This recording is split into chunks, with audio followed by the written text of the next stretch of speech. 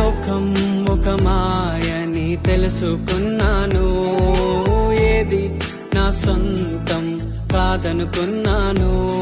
ఈ లోకం ఒక మాయని తెలుసుకున్నాను, ఏది నా సొంతం కాదనుకున్నాను.